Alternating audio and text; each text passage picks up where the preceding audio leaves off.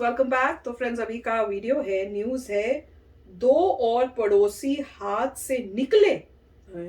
किसके पड़ोसी? ये तो वीडियो देख के पता चलेगा। इंडिया से रिलेटेड है क्या?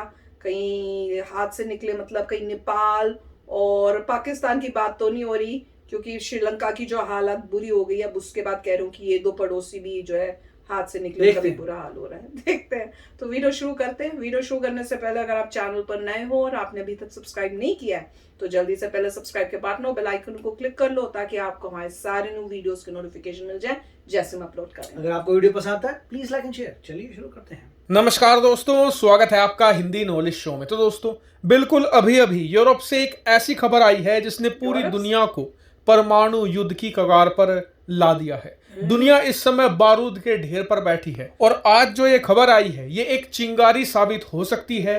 रूस ने भी इसको लेकर अपनी प्रतिक्रिया दी है।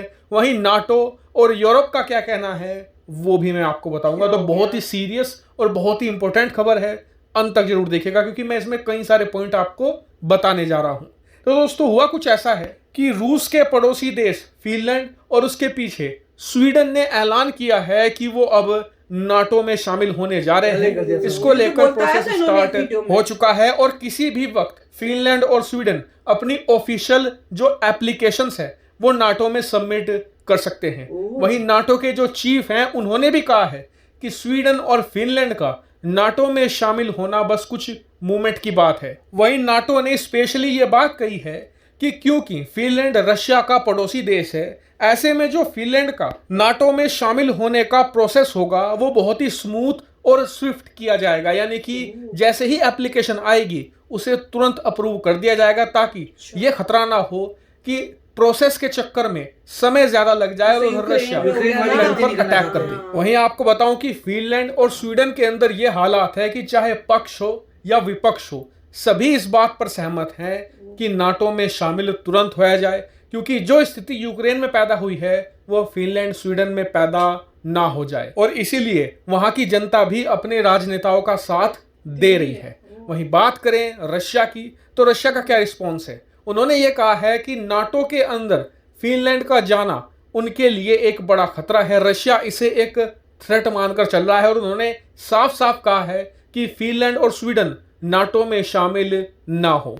वहीं बताया जा रहा है कि रशिया अपने हैवी वेपन्स और मिसाइलों को तैनात कर रहा है फिनलैंड के पास में, यानी कि रशिया भी पीछे हटने को तैयार नहीं है। उधर फिनलैंड स्वीडन भी हर हाल में नाटो में शामिल होना चाहते हैं। लेकिन इस पूरे मामले पर मैं आपको एक रिपोर्ट बताता हूं जो हाल ही में अमेरिका की इंटेलिजेंस कम्युनिटी ने पेश की है, उससे कि आपको पूरा मामला साफ हो जाएगा। दरअसल अमेरिका की जो इंटेलिजेंस कम्युनिटी है ना, उसके अंदर अमेरिका की सभी एजेंसियों के प्रतिनिधि होते हैं, चाहे वो FBI हो, चाहे वो खुफिया एजेंसी CIA हो, या फिर अलग अलग डिपार्टमेंट्स, चाहे वो मिलिट्री के हों, एयरफोर्स के हों, सबके प्रतिनिधि इसमें होते हैं और सब अपने जो इंटेलिजेंस इनपुट हैं वो इस रिपोर्ट में देते हैं। तो उन्होंने बताया यह है कि व्लादिमीर पुतिन रूस यूक्रेन युद्ध को फैलाने से भी पीछे नहीं हटेंगे। यानी कि अगर ये युद्ध फैलता है, यानी कि दूसरे देशों पर भी रशिया अटैक करता है, तो पुतिन उसे करने में भी पीछे कतई नहीं हटने वाले। और युद्ध लंबा भी चलता है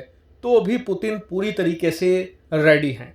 यानी कि आने वाला समय यूरोप ही नहीं पूरी दुनिया के लिए मुश्किल होगा, खास करके भारत के लिए, क्योंकि अगर पुतिन स्वीडन फिनलैंड पर भी अटैक कर देते हैं ना, फिर भारत के लिए न्यूट्रलिटी बरकरार रख पाना, यानी कि जो भारत का स्टांस है कि ना तो हम रशिया के साथ हैं ना यूक्रेन के साथ हैं, हम बीच का रास्ता अपना रहे हैं, उस बीच के रास्ते को बनाए रखना बहुत मुश्किल हो जाएगा भारत के लिए। हालांकि इस पूरे मामले पर मैं नजर बनाए हुए हूं, जैसे ही बड़ी अपडेट आएगी तुरंत आपको सूचित कर दूंगा। आपका इस पूरे मामले पर क्या मानना है कमेंट करके जरूर बताएगा। फिलहाल इस वीडियो में इतना ही। Thank you very much for watching video. तो फ्रेंड्स, न्यूज तो बहुत ही खतरनाक है, क्योंकि इस टाइम जब पहले से ही वॉर चल रही है यूक्रेन के साथ रशिया की, और इसी बात पे कि नेटो पे ज्वाइन हो रहे हो और इसलिए हम अटैक करेंगे, और यहां से दो और कंट्रीज जो है नेबर्स वो बोल रही हैं कि हम तो ज्वाइन कर रहे हैं। ये सब देख के भी अब वो उनका यही होगा, मुझे लग रहा है कि उनको दिख रहा है कि देखो कैसे रशिया ने अटैक कर दिया, तो वो भी अब घबरा रहे होंगे कि रशिया तो हमें भी अटैक कर सकता है, अगर हमने नेटो को नहीं ज्वाइन किया हमारे पास तो कोई सिक्योरिटी नहीं होगी। तो इसी वजह से कर रहे होंगे कि जल्दी से हम नेटो को ज्वाइन करें, ताकि अगर रशिया कभी अटैक करने की सोचे तो हमारे पास सारे जो यूरोपियन कंट्रीज और नेटो की हैं वो हमें बचा सकती हैं, और हमको अटैक करने से पहले रशिया सोचेगा। अभी तो रशिया इमीडिएटली अटैक कर देता है। और हैरानी की बात ये थी कि नेटो ने भी अब डिसाइड किया है कि वैसे इतना लंबा प्रोसेस होता है, क्योंकि मैंने पूछा था तो कहते बहुत टाइम लगता है इसमें अब ज्वाइन होने में और वो सब, पर वही सिस्टम ऐसे लग रहा है चेंज करके वो कह रहे हैं कि जल्दी से इनको ज्वाइन करा देंगे। क्योंकि यही है ना कि वहां पे यूक्रेन के टाइम में बहुत टाइम लग रहा था, जब तक वो ज्वाइन होता उससे पहले जो है रशिया ने अटैक कर दिया, तो फिर नेटो तो कोई हेल्प नहीं कर सकता क्योंकि साइन तो हुआ नहीं था कुछ। यहाँ पे लग रहा है कि सिचुएशन जो है बहुत जल्दी ज्वाइन हो जाएगा। अब वर्ल्ड के लिए घबराहट की बात है, बहुत डेंजरस बात है, क्योंकि रशिया जो है वो मेरे ख्याल से नहीं रुकेगा, वो अटैक करेगा अगर इन्होंने ज्वाइन किया, क्योंकि रशिया ने जब यूक्रेन को इसी वजह से किया है तो वो पीछे नहीं हटेगा, और वो वॉर्न भी कर रहा है। अगर ये बात हो गई और नेटो को उन्होंने ज्वाइन कर लिया और फिर भी रशिया ने अटैक कर दिया, तो वर्ल्ड वॉर 3 होने को कौन रोकेगा फिर? वही बात है। और इंडिया के लिए बहुत टफ सिचुएशन हो जानी है, क्योंकि इतना कुछ जो हो रहा है। और देखो रशिया ऑलमोस्ट एक साइड है और बाकी मोस्ट सारी वर्ल्ड की कंट्रीज एक साइड हो गई हैं। तो अब तो पता नहीं अब क्या होगा। मुझे तो रशिया का भी सोच के बहुत वो होता है कि अगर उन्होंने अटैक किया तो वो और डिस्ट्रॉय हो जाएगी उनकी इकोनॉमी, वो कंट्री बहुत बुरी हालत हो जानी है रशिया की। तो देखो क्या होता है। राइट, अब देखिए ऐसा है कि ये अगले वीक तक वो डिसाइड करने वाले हैं। उनके हिसाब से तो ये फिनलैंड और स्वीडन जो है अगले वीक तक नेटो को ज्वाइन करने का प्लान बना रहे हैं। अगले वीक तक, तो वीक में मतलब ज्वाइन हो जाएंगे। हाँ, मतलब उनका प्लान है कि अपने वीक तक एप्लीकेशन दे देंगे और बहुत जल्दी अप्रूव हो जाएगा।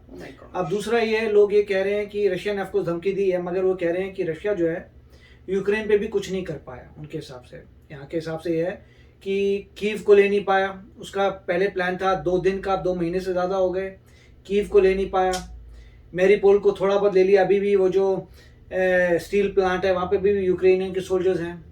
उसके बाद खारकीव में जो है यूक्रेन वापस खदेड़ रहा है रशियंस को बैक। तो अभी ये न्यूज़ है कि खारकीव में वापस यूक्रेन ले रहा है। क्यों ले रहा है? क्योंकि आसपास के जो देश हैं उनके नेबर्स उन्होंने हैवी मिलिट्री देने लग गए हैं वो यूक्रेन को। पहले था डिफेंसिव, पहले से डिफेंसिव मटेरियल मिल रहा था यूक्रेन को, अब यूक्रेन को ऑफेंसिव मटेरियल मिल रहा है कि आप अटैक कर सकते हैं। उसकी वजह से अब धीरे धीरे खारकीव से रशियंस को निकाल रहे हैं बाहर। तो ये लंबी वॉर होने वाली है, इसमें ना यूक्रेन जीत रहा है ना रशिया जीत रहा है। तो मतलब मगर ये नहीं हो रहा कि रशिया एक झटके से कब्जा नहीं कर पाया। इनफैक्ट जब कीव को नहीं कर पाया, ईस्ट में चला गया जहाँ पे ऑलरेडी सेपरेटिस्ट थे, वहाँ पे काम कर रहा है और अब जो है आगे प्रोग्रेस नहीं कर पा रहा। फिर जो है ब्लैक सी में यूक्रेन ने रशिया का शिप उड़ा दिया। उसके बाद अभी कल न्यूज़ आई थी उनके तो प्लाटून के ब्रिज थे वो उड़ा दिए यूक्रेन ने। तो यूक्रेन अब ऑफेंसिव थोड़ा करने लगे क्योंकि मटेरियल मिल रहा है। तो ये जो है वॉर लंबी चलने वाली है। होपफुली होप यही कि ना हो। इसके रिस्पांस में जो फिनलैंड और स्वीडन है उन्होंने पहले बोल दिया है कि यूक्रेन का जो हालत हुई है वो उनको नहीं चाहिए। वो कह रहा है कि अगर यूक्रेन को अटैक कर सकता है तो क्या रोकेगा, हम कल को हमें भी अटैक कर देगा।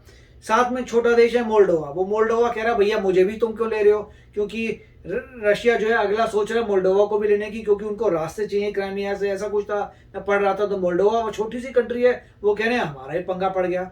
मगर मोल्डोवा को मुझे पता नहीं कि नेटो में है या नहीं है, मगर कॉम्प्लेक्सिटी बढ़ती जा रही है। अब जो है मेरे ख्याल से तो ये दोनों के दोनों नेशन ज्वाइन कर देंगे, क्योंकि अब वो बोलेंगे धमकी का फायदा नहीं पड़ता, हमने देख लिया यूक्रेन को तुमने अटैक किया है। और मगर ऐसी कोई ट्रीटीज़ हैं फिनलैंड और रशिया के बारे में बीच में, तो ट्रीटीज़ टूटेंगी तो बहुत कुछ कॉम्प्लेक्सिटी है।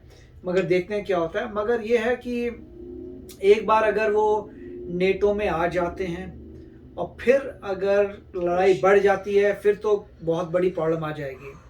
और रशिया ने इनडायरेक्टली ये भी कहा है बार बार कि तो लग रहा है न्यूक्लियर ना दुनिया जानती है कि हमारे पास क्या है। मतलब तो वही तो सोच रही हूँ मैं कि जब देखा कि इतना हम हार रहे हैं तो मजबूरी में कहीं न्यूक्लियर ना तो करना। रशिया बार बार यही कह रहा है कि पूरे वर्ल्ड को ये कह रहा है कि आप याद रखिए कि हमारे पास, इनडायरेक्टली कह रहा है कि हमारे पास मैक्सिमम न्यूक्लियर वेपन्स हैं।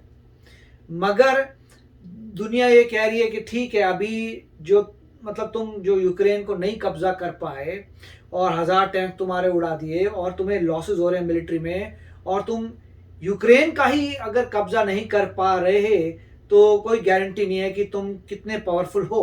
वो बात अलग है कि तुम्हारे न्यूक्लियर वेपन्स हैं। तो मतलब ये एस्केलेशन हो रही है एक तरीके की। मगर मुझे देखेंगे क्या होता है। मुझे लगता नहीं है कि फिनलैंड वगैरह रुक जाएगा, क्योंकि उनको भी पता है कि ये बोलने से पहले रशिया क्या करेगा, राइट। आप जो सोचते हैं तो बोलते हैं, अगर मैं, उनको कॉमन सेंस है, उन्होंने बोला होगा अगर हमें बोलेंगे तो सबसे पहले रशिया ये बोलेगा, तो उस एंगल सब समझ के उन्होंने डिसाइड किया होगा कि हमें ज्वाइन करना है। तो देखेंगे क्या होता है। होप तो यही है कि वॉर खत्म हो जाए, या मुझे नहीं अब लग रहा होप तो यही है कि और बिगड़ रहा है बातें। तो देखते हैं क्या होता है, मगर काफी खतरनाक न्यूज है। मेरे को तो अब ये घबराहट हो रही है कि रशिया को कि हम हार रहे हैं, या हमारी जो स्टैंड है, इज्जत जो हो रही है वो खराब हो रही है। तो उस मजबूरी में कहीं पुतिन जो है डिसाइड ना कर लें कि हमने न्यूक्लियर अब अटैक करना शुरू कर देना है, फिर तो पूरी वर्ल्ड की डिस्ट्रक्शन हो जानी है। फिर क्या करेंगे, ह्यूमैनिटी खत्म, ह्यूमंस खत्म। नहीं, अभी तक तो यही है कि न्यूक्लियर वॉर नहीं होगी। आई होप सो, क्योंकि उसमें इतना डैमेज होगा, तो मैं कह रही तो वो नहीं होगी। तो देखते हैं अभी क्या होता है। उससे पहले जो है, पर जब आपको दिखे कि आपकी कंट्री खत्म हो रही है, डिस्ट्रॉय होने खत्म नहीं हो रही, तो देखिए, हाँ, तो वही तो ना कि देखिए रशिया पे अटैक नहीं हो रहा, तो उन पे अटैक नहीं हो रहा। रशिया ने अटैक किया और उनको लगे कि हमने अटैक किया और हम हार रहे हैं, तो फिर हाँ, तो रशिया के ऊपर अटैक नहीं हो रहा, राइट। रशिया किसी और कंट्री में गया ऑपरेशन करने और वहां पे सफलता प्राप्त नहीं कर पा रहा, मगर रशिया की टेरिटरी में तो कुछ नहीं हो रहा। वो तो है। तो इसलिए रशिया को कोई प्रॉब्लम नहीं है। अगर वो फिनलैंड वगैरह ज्वाइन करते हैं, रशिया को तो फिर भी कुछ नहीं हो रहा, राइट। उनकी प्रॉपर्टी उनके पास ही है, तो ऐसी कोई बात नहीं, रशिया पे कोई अटैक नहीं कर रहा। मगर ये बहुत ही अनलाइकली है कि दूसरी कंट्री जो है वो मतलब सोचेंगी कि भाई चलने दो, क्योंकि उन्होंने डिसीजन लिया ही इसलिए है क्योंकि जब उन्होंने यूक्रेन पे अटैक देखा है, वो तो उन्होंने मन बना लिया है कि हमने कह रहे पूरी पब्लिक भी साथ है, यूक्रेन में भी सारे लोग साथ थे, वैसे यहाँ पे भी उनके साथ पूरे कह रहे हैं कि ऑपोजिशन, सारे लोग, पब्लिक अपने गवर्नमेंट के सपोर्ट में कि हाँ हमें ज्वाइन करना है। अब देखो क्या, जैसे यूक्रेन के लोग कह रहे थे, वही था। तो अब देखते हैं क्या होगा। बहुत ही मतलब गड़बड़ की सिचुएशन चल रही है, अलार्मिंग है हर के लिए, चाहे किसी भी वर्ल्ड के किसी भी पार्ट में हो। तो चलो फ्रेंड्स, चलते हैं, मिलेंगे नेक्स्ट वीडियो में बहुत ही जल्द। Till then please take care and bye bye. तो अगर आप मेरे इस चैनल पे नए हो तो जल्दी से सब्सक्राइब के बटन को हिट करो और बेल आइकन को क्लिक करो, ताकि आपको मेरा जब नया वीडियो मैं लगाऊं आपको उसके बारे में जल्दी से पता चल जाए।